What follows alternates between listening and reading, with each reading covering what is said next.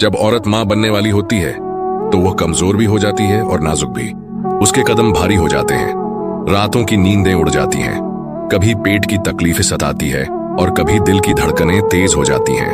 लेकिन फिर भी वो खुश रहती है, वो हंसती है, क्योंकि उसके दिल में एक नई जिंदगी पल रही होती है।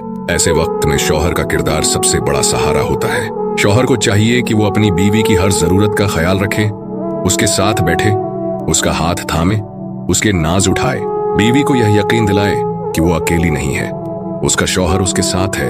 याद रखो, ये सिर्फ बीवी की आजमाइश नहीं, ये शौहर का भी इम्तिहान है। अगर तुमने इस वक्त अपनी बीवी की खिदमत की, उसके आंसू पोंछे, उसकी मुस्कान वापस लाई, तो ये सिर्फ एक नेकी नहीं बल्कि ये आने वाली नस्ल के लिए तुम्हारी सबसे बड़ी कुर्बानी और मोहब्बत होगी। और यह बात मत भूलो, औरत जब माँ बनती है तो वो अपनी जान तक की कुर्बानी देती है। उसकी तकलीफों का बदला कोई भी शौहर नहीं दे सकता। लेकिन अगर तुम इस वक्त उसका साथ दोगे, उसके दिल को सुकून दोगे, तो अल्लाह तुम्हारे लिए जन्नत